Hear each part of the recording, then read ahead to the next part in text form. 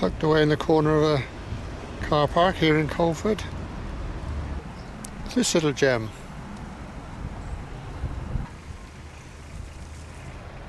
Station platform here. And directly into the sun, signal box.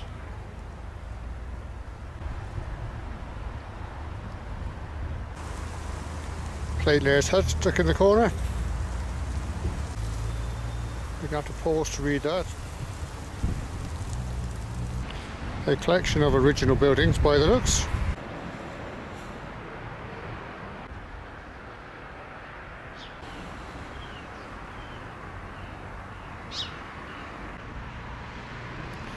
Turntable.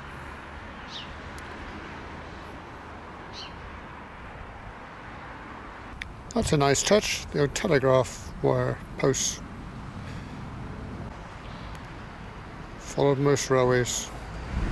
Now if we wander off up here to our left, the original track bed going from here off into the forest. Semaphore, Lydney, Gloucester.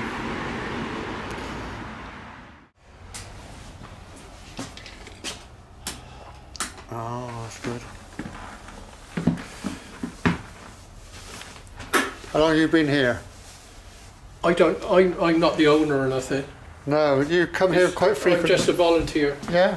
Yeah, the owner is, he's got a full-time job, like. Oh, right. Before you film, yeah. Just take the covers off here. We don't always get visitors on this time of year. No. Especially in this weather. Blimey, it's freezing out there. Oh, it is. It is. That's a fair local. Which one's that? It's the one up the Severn Valley.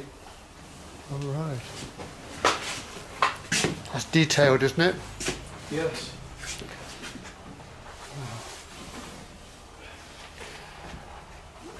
All these bits and pieces you got lying about. No, wonderful. Your scales.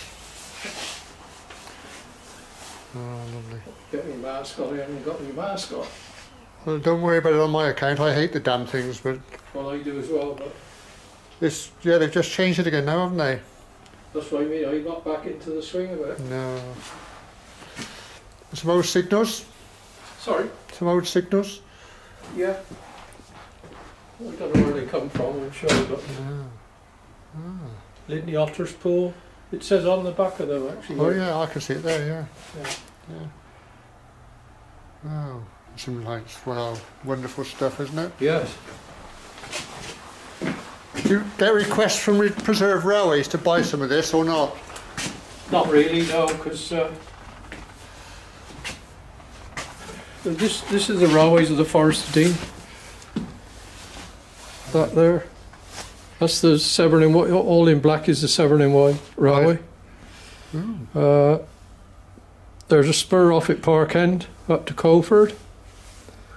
That's where we are. Yeah, yeah. And then there's another line that came into Coleford from Monmouth, which was the GWR. I was down in Monmouth the other day. Yeah. This is the Severn and Wye Joint Railway, which started at Berkeley Road. Right. I won't finish. Berkeley Road, yeah. I've just been filming the remains of the Severn Bridge. Well, it later became known as the Severn and Wye and Severn Bridge Railway Company. All right. Yeah. Well, that's good. Brilliant. So that's yeah. That's where we are. That's helpful. And then this is. Well, this is the layout of where we are. This is the layout of where we are. Blimey, looks complicated. We're there. Right. That's the line in from Monmouth. Yeah. Into the station, which is around where the car park was. Yeah. And then this is the Severn and Wye when it came in from Park End. Yeah. And their station was there. Ah. Which is, if you come outside, I'll just show you. I got him. Yeah. so the Severn and Wye came in where the line of trees are, pine trees. I saw the track bed up there, yeah. It's a footpath now. That's that there, yeah. That's that there. That's that line there, yeah. Yeah. Then the station for there was over. You just was over where the shops are now, approximately. Yeah. Just over there. And then, as we're in the goods shed there, right, to our left now, all that car park is what was the goods yard. Oh, right. Brilliant. Yeah, and this station, Brilliant. this station was around the corner, right?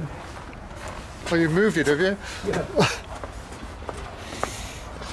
Station was round where that green car is, roughly. Yeah, the bright green one. Yeah. Yeah. This Brilliant. is the only original bit now. This goods shed. Is it really? Yeah.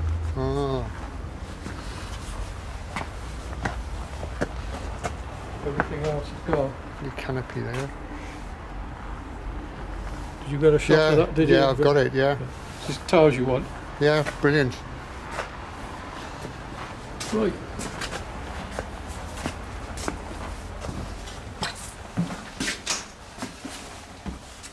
Right, you can have a walk round, and Yeah, I'll put a little bit of video on in a minute while you're having a look in there. And then, okay. This is the ticket office then, yeah. I Yeah. see. Right. that's not original. No. This was just an open building. Oh my god, all right. On the wall to your right there tells you where all the bits came from. I got it. All right. Yeah. The office at the back was original though. Look at those ledgers.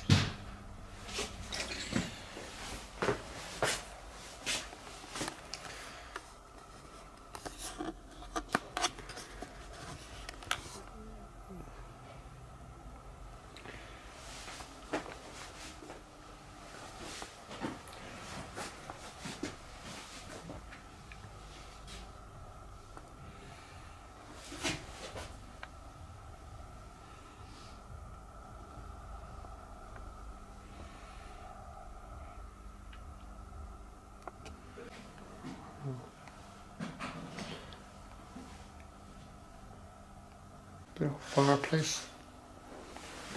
Wonderful. Nice to see the old fireplace. Yes. If you want to have a look at this little bit of video, and I'll tell Yeah. you, it's about it goes on for about half hour, but the first 10 minutes is Yeah. about the museum, Brilliant. and we can have a little seat on there. Sit on there if you want. I'm interested in railways because my whole family, we were all railway people. My granddad was a signal engineer and my father was an engine driver. He'd done over 50 years altogether on the footplate. So we were all very interested in railways, and I was a railwayman also for about 15 years. And then the railways started to close in the First of Dean, so we thought it was a good opportunity to save all the various artefacts of the old railway system in Coleford.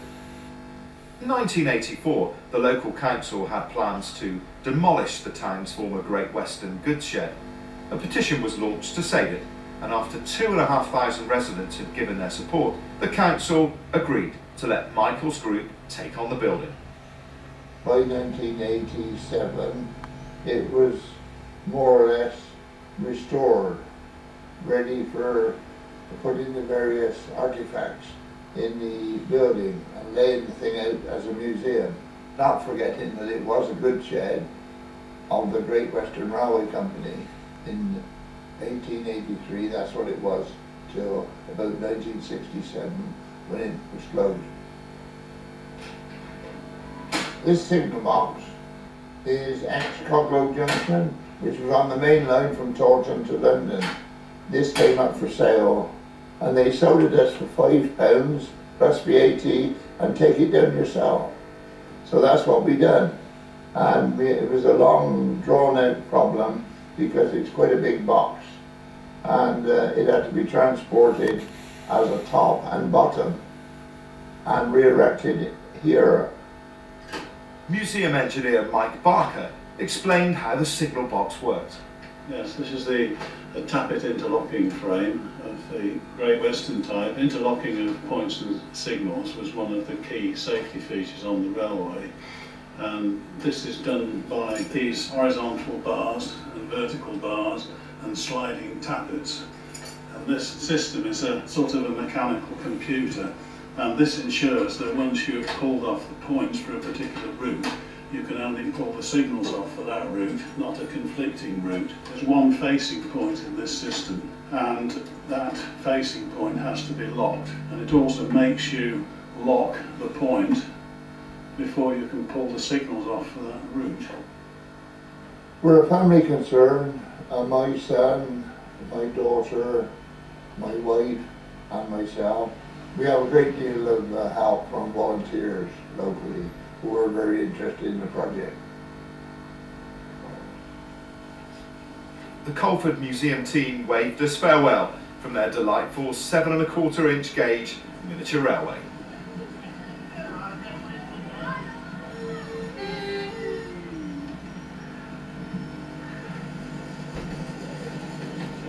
Seaborne transport for coal and the South Wales Railway was taken over by the GWR in 1863 and was converted to the standard gauge of 4 feet 8½ inches by 1873, 3¼ miles long and over down to Malvern, with the intention of converting it into a railway. Nice collection of flyers. Rather than adopting the sensible option which was The decorative boss. each can rebuilt its own terminus.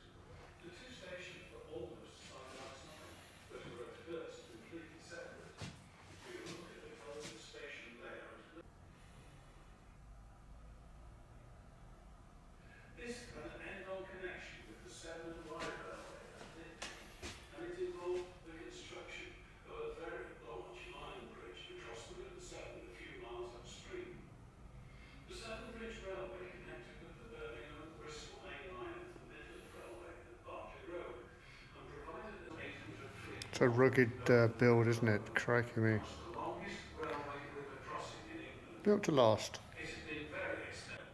Oh, loads here to have a look through.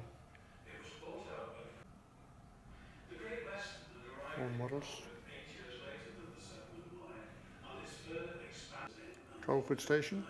although goods traffic continued to repair it, and it has now disappeared and enters from there. The Great Western Look at all this stuff here. Amazing. two termini. It is Good surprising grief. It was in a bit of a state when they took it over then. Monmouth closed Western Station that this did not substantial brick-built goods station Coleford. This was in 1984. Nearly all Great Western Old Clark's desk here and chair. Look at that high chair. The footrest as well. Tokens and the like. North British Locomotive Workforce Association this way. D6321 is at Coleford off Ballaston's.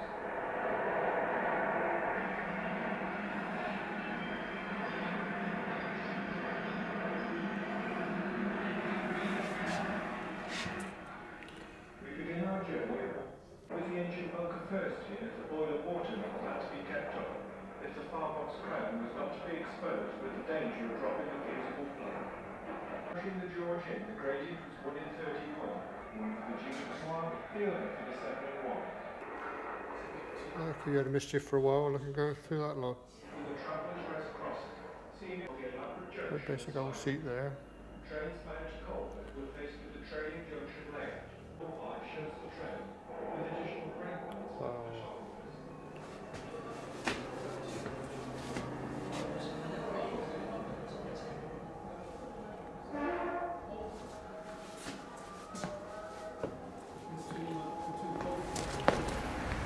Well, watch these wretched glasses, they magnify. Do you know anything about the local railway? Are you local yourself? I live in Gloucester, yeah, I did quite a bit of filming around the Forest I see. Dean and the different Yeah. railways. Do you remember the old Lidbrook Viaduct? Oh yeah. Yeah. These are off it. Never. Yeah. If you look on the pictures of the handrail, Yeah. it's got these posts.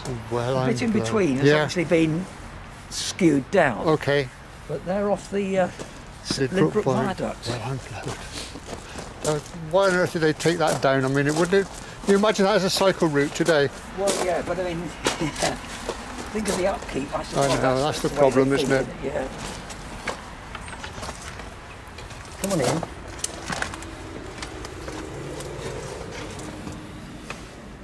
Come down the side. We can. Go down there. This one, it's easy down here. All right, yeah. Well, this is a beast, isn't it? Christ. Well, this is only a small shunter. I know, but when you get alongside them, Yeah. they're big, aren't they? Yeah. I mean, it's a packet made by Packets of Bristol in about the 1935-ish time. Our GWR. station at Ironbridge, just Okay. shunting. You know, Yeah. coal. What state is it in now? Well, it's not a non-runner because the boiler MOT's run out. Always, yeah. Yeah, and that it was not running because there's no track. So Right. the worst, 5 or 6 years ago, they rolled it out onto the turntable. Yeah. You know, did a couple of puffs Oh, good. down, but then the boiler MOT ran out, and so it's That really was the just end a of that. static display now. Yeah. Well, it's good enough for that, isn't it?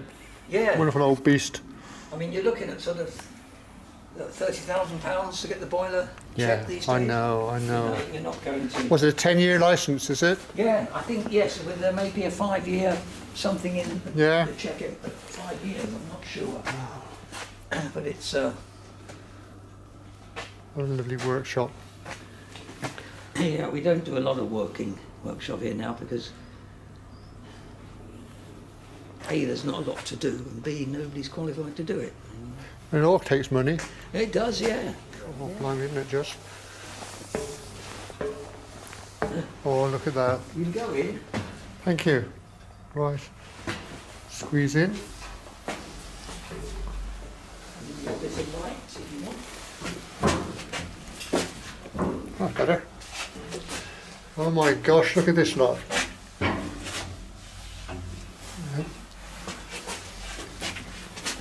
This is the auxiliary steam takeoff. Okay. You've got the main steam takeoff, the classic dome funnel, dome Gotcha. thing halfway along the boiler. Yeah. But this is the auxiliary steam takeoff for running things like the brakes, Okay. the air brakes. Yeah. Yeah. These are the water injectors to put water from Yeah. the tank into the boiler. Right. You can't have it, it won't flow in through gravity because the pressure inside is 150 Gotcha. psi. So you've got to steam inject it. So both the fireman there has a water gauge, and Yeah. the driver here has. So each of them takes responsibility for keeping the water level at the right Yeah. height. That's wonderful, isn't it? Can I get the gauge? Yeah, you've got a pressure gauge and then a brake pressure gauge.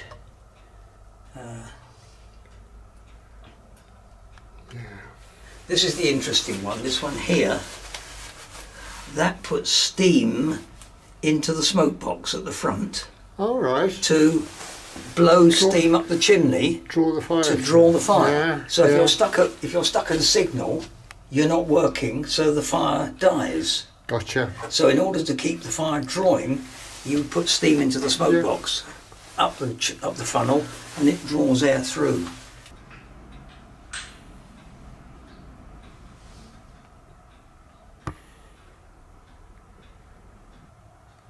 Right. The bending rail. The hooks. It says where Yeah, the steam yeah. goes and how much goes at a time. And then when the pistons are finished with it, it comes back up here, jumps the gap between that top and the bottom of the funnel, Yeah. and the jumping Draws the it. gap draws air through. Yeah.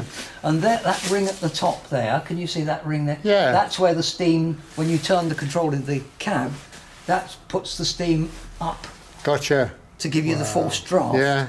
Yeah. You can jack it up with this. This will do the jacking up, Yeah. and then you can put a spanner brilliant. on that and bring it across. Well, they always try and get them back on rails with lumps of wood and goodness knows what. Why don't they get one of those? Well, I don't know. I mean, if it's an empty wagon, it's not going to weigh too much. You use a long bit of wood, you'd probably Yeah. do it. Right. But if it's loaded, it's going to weigh about 10 tons. Yeah. Yeah. A bit more than you could do with a bit of 2x4. Yeah. Yeah. Quite.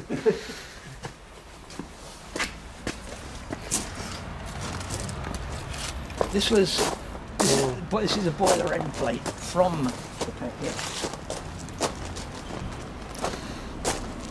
And this had to be scrapped because it's got a crack there. Oh, Do you Christ. see? Is that all? That's all, yeah.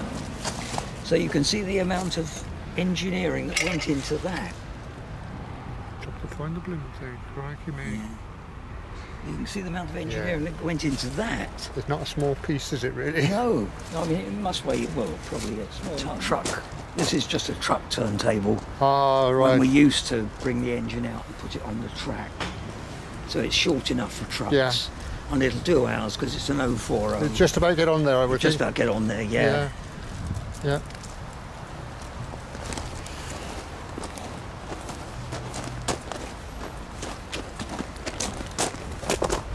It's a bit fresh today. It is, isn't it? Yeah. That was originally just a 3-plank flat truck. You know, 3 planks up the side. All right. Which we converted to a sort of yeah. a tea room and an office. Well done. And this baby here, which we're working on to renovate at the moment, Yeah. is a fruit wagon. Oh, right. Wouldn't be a Fife's banana thing, would it? Well, you can't tell what colour it was. I mean, it used to be bright yellow, didn't they? The Fife's banana ones. They did, yeah. But this was GWR, so it's probably a brown colour. Okay. But because it was a fruit carrier, it's known as a fruit C, depending on its chassis length. Right. A, B, C, D, all the chassis had a letter. Yeah. This was a fruit C. Because it was fruit, it had to go passenger. So the vehicle is upgraded to go passenger service. So it's got vacuum brakes. Gotcha. Gotcha. And it's got heating and it's got cooling. Okay. Because you couldn't leave it on the siding overnight. Right. So it had to go with the passengers, and so it's designed to go passenger, and it's got the same criteria as a coach would, passenger coach. So it's got the same brakes that I did. Looks like you've caught it just in time. Probably did, yeah. If you look under, you won't get in. Just as an aside, if you'll notice some trucks have this bar between the axles, and some trucks don't. Yeah. And the reason is that it's designed to keep the axles the same distance apart. Right. If a wheel has got only one brake shoe, as you put the brakes on, it's going to push the axles apart. Yeah. Yeah. So you need a bar to keep them together. Well done. But if a wheel has got 2 brake shoes, you don't need this. Well done. Are you with me? Yeah. Because the wheel will stay where there because the brake shoes are doing that. Yeah. But if you've just got 1 brake shoe, push the axles apart. So you need a tie bar to keep them in place. Amazing. Yeah.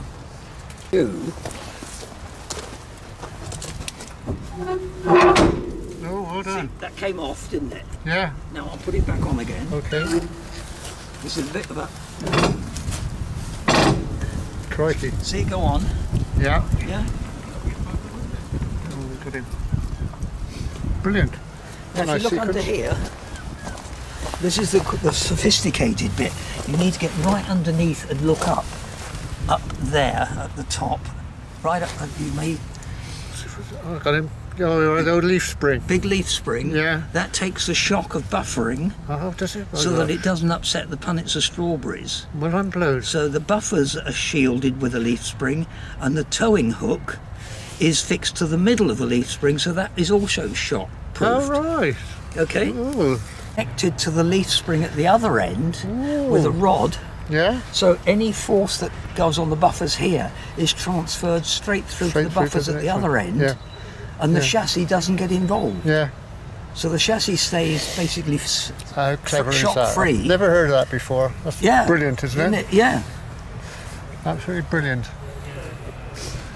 All right. So there we are, vacuum brakes.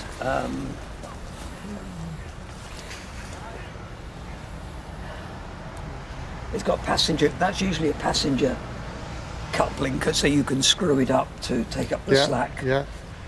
Because you don't want coaches separate, otherwise you get shocking. Yeah.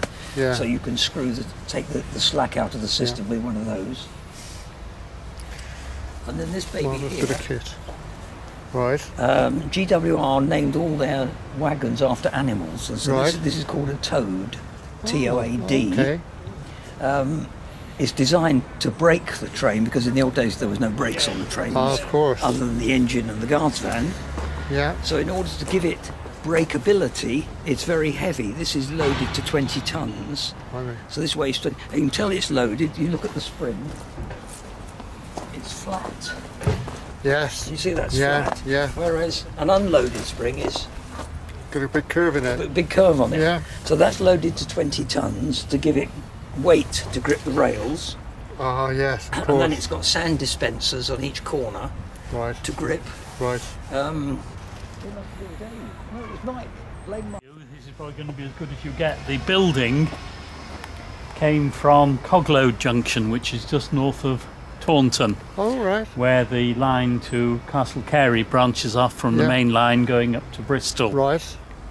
It was brought here in the late 1980s when it became redundant, and represents a typical GWR signal box.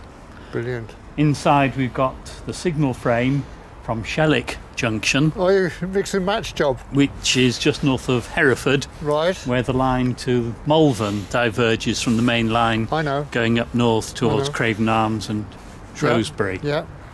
So there was never a signal box here.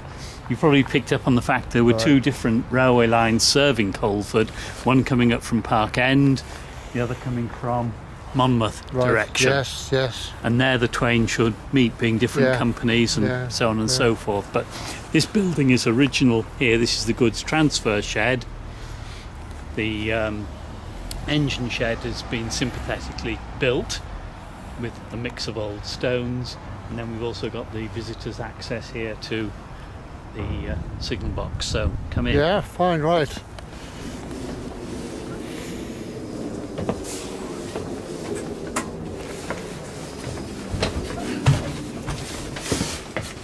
Come in. Thank you very much. Oh, wow.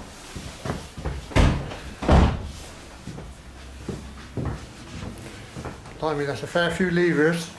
It's a lot of levers, and really for not very much, well, not really a great deal of functionality. What we've got here is our diagram of a typical double junction, Gotcha. which is what we would have had at Shellick Junction or indeed at Coglode Yeah. Junction. So on the diagram are all the signals, the point levers, in a fairly conventional way. Yes. We usually start off here by talking about the difference between semaphore signals and colour aspect signals for the benefit of younger people who Yeah. may not have been to a semaphore signal box or even seen them if Right, yeah. they've only ever stuck to the west coast or the east coast main line. So what we've got here is a series of levers. The red ones control the home signals Right. and the starter signals. The yellow levers are for the distant signals, which give a warning as to the status of the subsequent Yeah. home or starter signals. The black levers conventionally operate the points. We have also got one facing point lock lever, the blue one, a facing point lock, because in this country it's mandatory that when passenger trains go over a facing point, the point is locked independently of the control All right. of the point. Okay. So at the moment all the levers are in what is called the normal position. It's not until they're pulled that you're said to be reversing them, Oh, which sounds a little bit reversing, Irish, but yeah. that's the convention. Most of them are a standard height, so would have been either connected to a cable for signals or to point rodding to operate the points. Right. The slightly shorter levers would actually have operated an electric motor or an electric light, so they're Yeah, shorter gotcha. to remind the Yeah. signalman he doesn't have to put his back into pulling them as much as he would, because the distance to some of them is, the distance signal there is getting on for a mile away. No, a mile. That's an awfully long way to pull. That would be cable or rod. It would have been, well, it would have been either a light or an electric motor. Ah, The two distant signals. yeah. That one also is also a mile away. That one is also Right. a There's no mile way away. you pull that with the wire. No. And even number 6 there is also electrically operated. Right. You might have seen the electric motor for a signal in the engine shed at the front of the Yeah. engine. Brilliant. On the block shelf, as it's called, The block shelf, we've got yeah. a series of instruments. An old Spagnoletti one here, very popular in use even up until the late 1900s. Yeah. Just north of Oxford, they were still using machinery like this as late as the 1990s. Otherwise, we've got conventional instruments which allow signalmen to communicate with each other and to indicate the status of the railway line. Communication 150 years ago, largely by bells, Yeah. these block bells, not quite Morse code, but a similar sort of principle. Bell codes were rung, offering trains, accepting trains, and again indicating the status of the line. Yeah. Was it blocked? Was it clear? Was it clear to accept a train into it? Fascinating.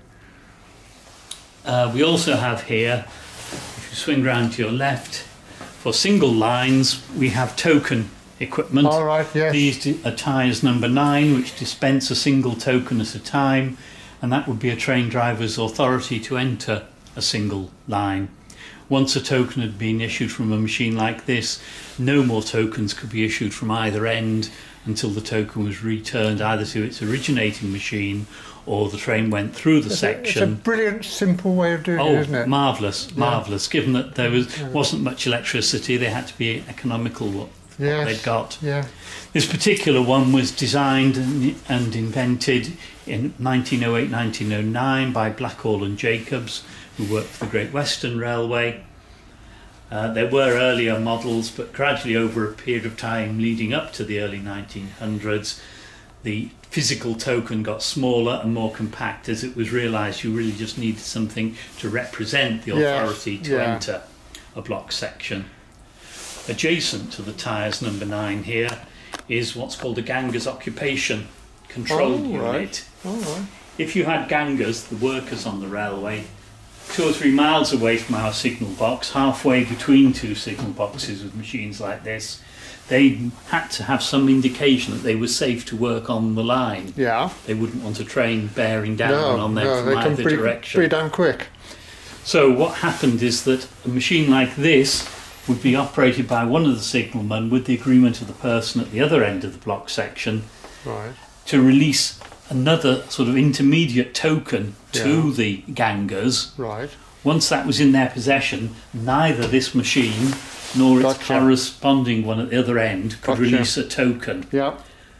So he didn't have to post lookouts, he could just do the work, say perhaps reversing a rail, repacking it, absolutely secure in the knowledge that nothing was going to come from either direction.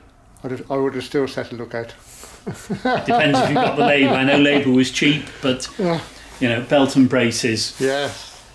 This is quite an unusual one because this would actually operate 2 different ones that don't really see very many of those around. In the middle of the line would be a smaller machine, rather like that, and that one shows a picture of the token that would be released for the ganger to hold. And while that is out of the machine, these 2 tyres number 9s couldn't release any more tokens. I've never heard of that before. That's brilliant. Quite usual for the GWR. You know, they were associated with a lot of economic ways of working. Oh, lovely. And a level crossing. A level crossing. You know, if you go to somewhere like Blue Anchor on the West Somerset Railway, their signalman also has to operate a wheel like that to operate the level crossing. On a busy day, he was working hard, wasn't he? Oh yes, yes. Very hard. I'm saying this signalman here is in communication with 3 other signalmen, because it's always the accepting signalman who accepts a train coming towards him. Right. If I wanted to dispatch a train to the next signal down the line, I would have to get permission from him before I could dispatch it. That's why, in this instance, number 21 signal is my starting signal to release a train from my area to the next one, just as is number 19 releasing a train from my area to the next one, as is number 6 also releasing a train from my area to the next one. So those 3 are the starting signals, and we're reminded of that fact by the white flash on the lever. Line clear has to be obtained from the accepting signalman before I can pull that lever off. And we've got the same here on 19. Branch starting signal, line clear required, a white flash. 21, line clear, a white flash to indicate that we have got line clear. That would have been done by the accepting signalman sending me an electrical signal which would have released an electrical lock under the floor. So in addition to any other conflicting movements that we had to avoid, we also had to get the permission from the accepting signalman. Right. Brilliant. Brilliant, brilliant. Were you a signalman? No, I'm an electrical engineer, but in retirement I've got quite interested in this sort of thing. Yeah. It's very much from the electromechanical era rather than anything to do with digital electronics, because, as I say about electricity, it was a rare commodity in those days, not very much mains electricity about. What you had to make use of and use it economically.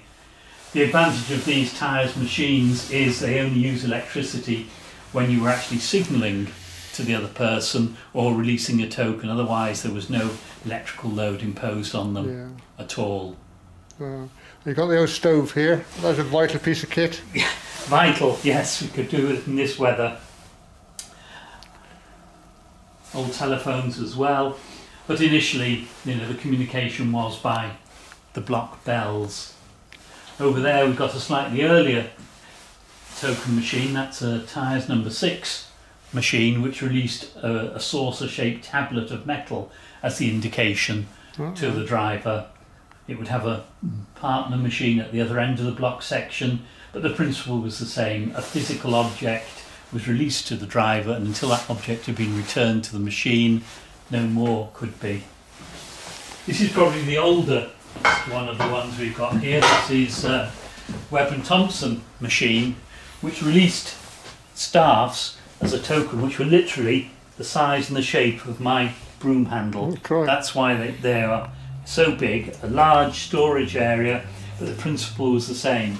Getting release from the accepting signalman, I'd have been able to release this from the machine like that. That would go to the driver through the block section and back into the corresponding machine at the other end of the section. Brilliant. That's it, brilliant. Section clear.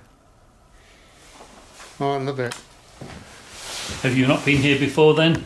No. No? No. But it's big and chunky, and so you're welcome to include this if you like. This is, I've revamped these machines so these do now talk to each other, but I'm actually reworking the connection between them. But it's a very large electrical commutator. There was no going out to radio spares or Cricklewood Electronics for components. If you wanted something built, you did it yourself, which was the Great Western way of doing, or you went to contractors who built to your specification. Wonderful. Yeah. So you need to make it easier for you to exchange it with him by attaching the token to this carrier. He could then catch it from you. Loop his arm through it and... Yeah. And you'd be expecting to pick one up from him coming the other way. In later years, as speed increased, then machinery was put at the website to accept and dispense. It'd break your arm otherwise, wouldn't it? Yes. Yeah. Oh, lovely. But if you visit many heritage railways, these tyres machines are still very popular in use.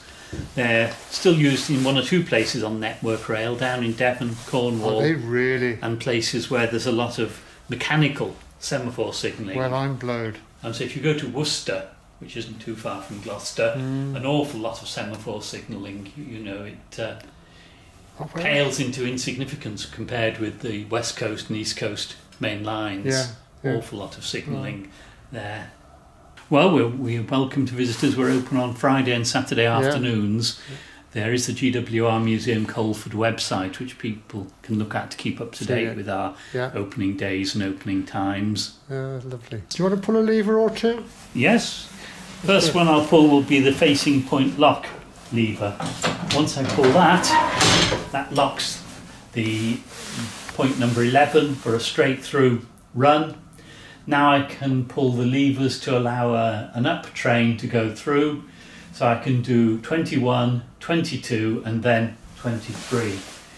21 is operated because it's line clear. I've got that coming in from the accepting signalman.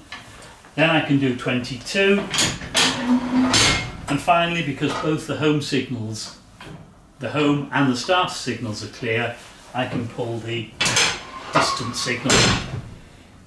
Because the distance signal and the home and the starter are all cleared, just to show an instance of the interlocking, now I can't release the facing point lock. Because You've got the interlocking actually working? Oh, it's all interlocked correctly here, yes. Wow, it's amazing. And so if you're interested, I'll show you downstairs the mechanical interlocking. I better have a quick look at that, hadn't I? By all means. We only tend to bring people down here who are particularly interested. Yeah. But, you know, as you've mentioned it. Now, do take care coming in here, please. Okay. Mind it. Yeah. We've got bits of machinery, goodness knows what, everywhere. So we're underneath the lever frame now. Yep. So we've got vertical tappets coming from the levers in the signal box above. These vertical tappets intersect with horizontal bars which push and pull brass dogs into and out of notches cut into the other tappets. Yep. So that as one lever is pulled, it either pushes and locks or releases another lever, and this is what gives us the ability to avoid conflicts between what the points are doing, what the signals are doing. Yeah, yeah. How on earth do you work all that out, for goodness sake, and then adjust it all? It's quite an academic exercise. I bet it is. And down here is an example. This is the electrical relay lock. The accepting signalman would have sent me an electrical signal which would have released this relay, which would have meant I could have cleared that starting signal to allow a train to leave me and advance into the next section. Yeah. So that's completely independent from any of the mechanical interlocking in my local area. This and the other starting signals would have to be cleared by the accepting signalman. I've been cleaning parts like this, which are the switches, which are at the bottom of the tappets, which again provide indications or control of relays or signals to the subsequent signalman, the state of our equipment in this box. Brilliant. I can't thank you enough. No, pleasure. That's wonderful.